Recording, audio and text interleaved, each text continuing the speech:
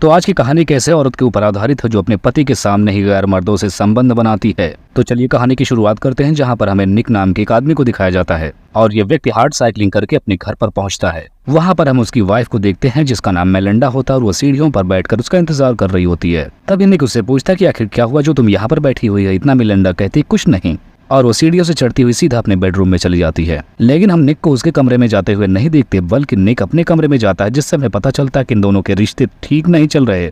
अब इसके बाद हम रात को देखते हैं कि मेलिंडा निक को अपने रूम के अंदर बुलाती है और उससे अपनी नाइटी चूज करने के लिए कहती है। जिसके बाद अब ये दोनों तैयार होकर एक पार्टी में जाने लगते हैं। वहां पहुंचने के बाद मेलिंडा का एक पुराना फ्रेंड आया होता है, जिसके साथ वो मिलकर गार्डन में ही क्रियाक्रम करने लगती है और ये सब कुछ निक वहां खड़ा होकर अपनी आंखों से देख रहा होता है। यहाँ तक कि मेलिंडा भी इस काम को करते हुए निक को देख रही थी कि निक उसको देख रहा है, लेकिन फिर भी वो नहीं रुकती। अब इतना सब कुछ खत्म होने के बाद उसका फ्रेंड जोस निक से मिलने के लिए आता है। यहाँ पर तब निक उसे बताता है कि तुमसे पहले एक और बॉयफ्रेंड उसका हुआ करता था, जिसको उसने बहुत ही बेरहमी से मार डाला। अब ये बात सुनने के बाद जॉर्ज डर जाता है और बिना कुछ कहे पार्टी से बाहर चला जाता है। अब जॉर्ज के ऐसे जाने के बाद मेलिंडा निक से पूछने लगती है कि आखिर तुमने क्या किया जिसकी वजह से वो पार्टी छोड़कर चला गया। लेकिन इसके सवाल पर निक कुछ भी नहीं बताता। अब वापस अपने घर पे पहुंचने के बाद मेलिंडा निक से अपने कपड़े उतारने को कहती है। अब मेलिंडा को ऐसी हालत में देखने के बाद निक के अंदर का प्यार उमड़ने लगता है, लेकिन तभी अचानक से वो कुछ कर पाता है। मेलिंडा अचानक से निक को वहां से जाने के लिए बोलने लगती है। तभी अगली सुबह मेलिंडा को यह बात पता चल जाती है कि आखिर रात को जॉर्ज से निक ने क्या कहा था, जिसकी वजह से वो पार्टी छोड़कर भाग निकला था। इसकी वजह से वो निक पर बहुत ज्यादा गुस्सा करती है। यहाँ पर मेलिंडा निक से बोलती है जब वो रात के टाइम डिनर पर आएगा तब तुम्हें उससे माफी मांगनी पड़ेगी।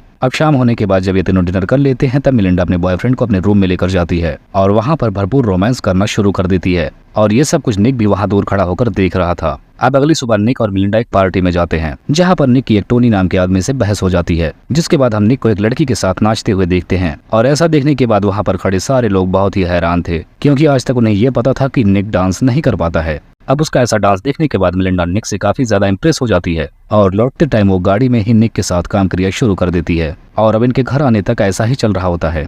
अब अगली सुबह हम देखते हैं कि निक को एक फोन आता है जिसमें पता चलता है कि उसकी बीवी ने किसी तीसरे पर्सन को $2 मिलियन ट्रांसफर कर दिए हैं, लेकिन बैंक में उस समय पैसे न होने की वजह से सारे पैसे ट्रांसफर नहीं हो सके। अब इसके बाद निक उस आदमी के पीछे पड़ जाता है जिसके अकाउंट में ये पैसे ट्रांसफर किए गए थे और आगे चलकर उसे पता चलता है कि वो आदमी एक पियानो बजाता है। अब निक उस आदमी के पास पहुंचता है, लेकिन उससे पहले मेलिंडा भी वहां पर पहुंच जाती है और रिक को मेलिंडा के साथ देखने के बाद निक वापस अपने घर आ जाता है। अब अगले दिन हम निक को देखते हैं जो रास्ते में अपनी बेटी के साथ कहीं जा रहा होता है, तभी उसे वहां पर निक दिख जाता है और उसके हाथ में एक बुके भी होता है। और अब रात के टाइम जब निक अपने घर पर होता है तब उसे वही बुके अपने टेबल पर दिखाई देता है, जिसे देखने के बाद वो समझ जाता है कि रिक यहाँ पर आया हुआ था। जिसके बाद वो उस बुके को उठाकर डस्टबिन में डाल देता है। अब अगली सुबह ये लोग पार्टी में जाते हैं जहाँ पर रिक भी आया हुआ था और इसी दौरान निक को मेलिंडा कहीं दिखाई नहीं देता। जिसके बाद वो मेलिंडा को जोर शोर से ढूंढने लगता है, लेकिन यहाँ तो मेलिंडा रिक के साथ काम क्रिया में लगी होती है। ये देखने के बाद निक गुस्से में होकर स्विमिंग पूल के पास जाकर बैठ जाता है। तब तक यहाँ पर रिक, मेलिंडा और उसके बाकी दोस्त भी जल्दी से आ जाते हैं। अब स्विमिंग पूल में मेलिंडा और रिक को एक दूसरे के साथ देखने के बाद निक जल भुन जाता है। तभी अचानक से वहां पर बारिश होने लगती है, जिसकी वजह से सारे लोग जल्दी से घर के अंदर जाने लगते हैं।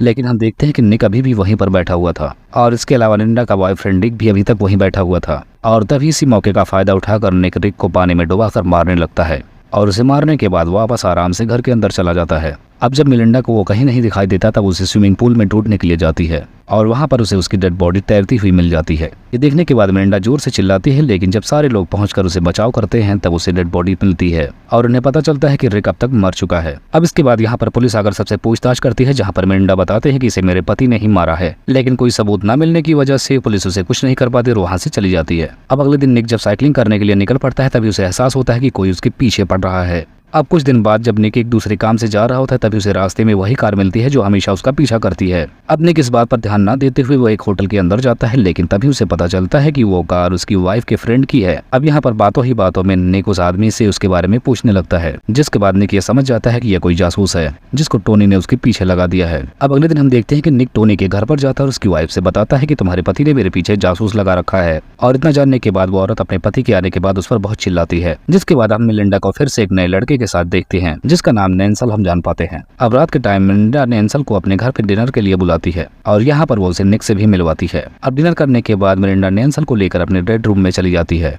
जिसके बाद वहाँ पर वो दोनों अपना रोमांस शुरू कर देते हैं। और ऐसा करते हुए इस बार भी निक उन्हें देख रहा होता है और उसे इस बात पर बहुत ज्यादा गुस्सा भी आ रहा था। अब अगले दिन हम देखते हैं कि निक नैन्सल के घर के बाहर जाता है और जब वो घर से बाहर निकलता है तब उसे निक दिखाई देता है, जहाँ पर वो उससे कहता है कि चलो मैं तुम्हें घर तक ड्रॉप कर देता हूँ।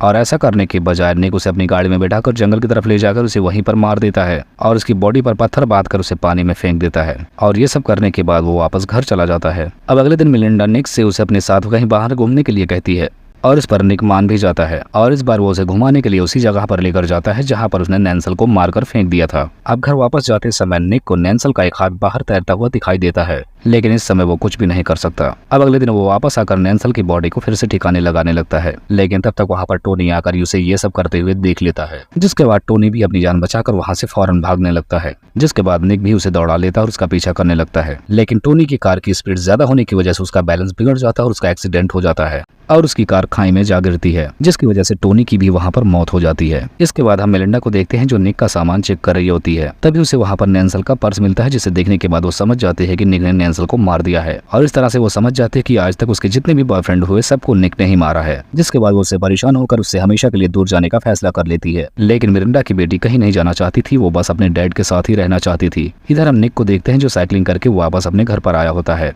और मिरिंडा भी मूवी की स्टार्टिंग की तरह ही मुंह बनाकर सीढ़ियों पर बैठी होती है और इसी को दिखाते हुए इस कहानी का यहीं पर एंड हो जाता है।